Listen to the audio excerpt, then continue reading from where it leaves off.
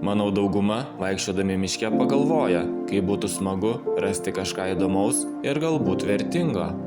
Atėjo laikas pratęsti šią temą ir daugiau papasakoti apie netikėtus radinius, kuriuos atrado žmonės Lietuvos miškuose.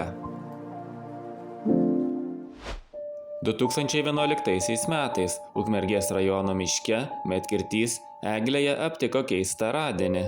Maždaug 1 metro nuo žemės aukštyje atrado ginklą, kurio vamzdis buvo įaugęs į medį.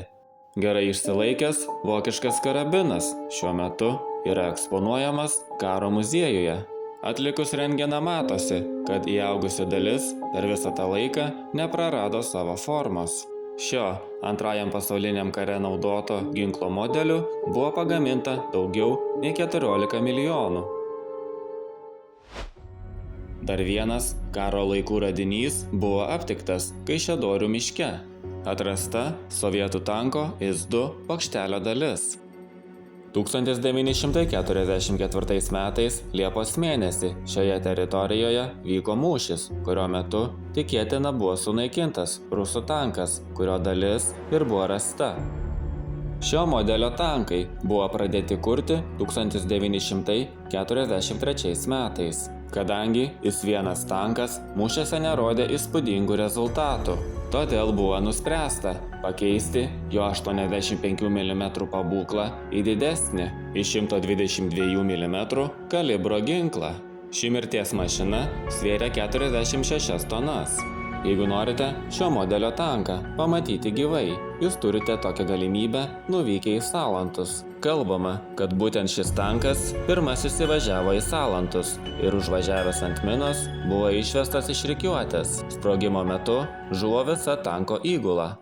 1947 metais šis tankas atsirado miesto centre ir tapo paminklu žuvusiems tankistams.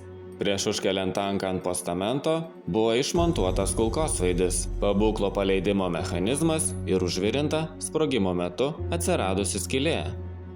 1991 metais, kai nepriklausomoje Lietuvoje buvo bandoma atsikratyti sovietinių simbolių, tankas buvo nukeltas ir išvežtas į Orvidų sodybą. Nežinau kaip jums, bet viena iš mano svajonių, vaikštant miške, netikėtai aptikti kažkieno paliktą apleistą automobilį. 2017 metais Utenos apylinkėse pratybose dalyvavę kariai netikėtai aptiko radinį, kuris juos sudomino. Užklydę į vieną panašų apleistą sodybą pastebėjo automobilį, kurio modelio jie negalėjo identifikuoti. Vėliau paaiškėjo, kad tai savadarbis lietuviškas automobilis, arba kitaip vadinamas samadelka.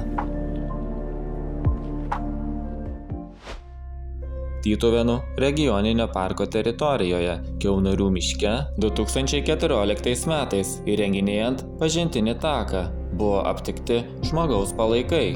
Kartu gerai įsilaikęs šalmas bei apirusios aprangos dalys. Pasirodo, kad tai prieš keletą tūkstančių metų gyvenusio žmogaus liekanos. Dar vieną kraupų ir keistą radinį miške vaikščiodamas vyras aptiko 2013 metais.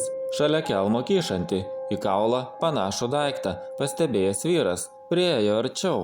Paaiškėjo, kad tai žmogaus kaukolė be viršugalvio. Manoma, kad jis buvo nupjautas. Nėra žinoma, ar tai padaryta po mirties. Taip pat nežinoma ir mirties priežastis.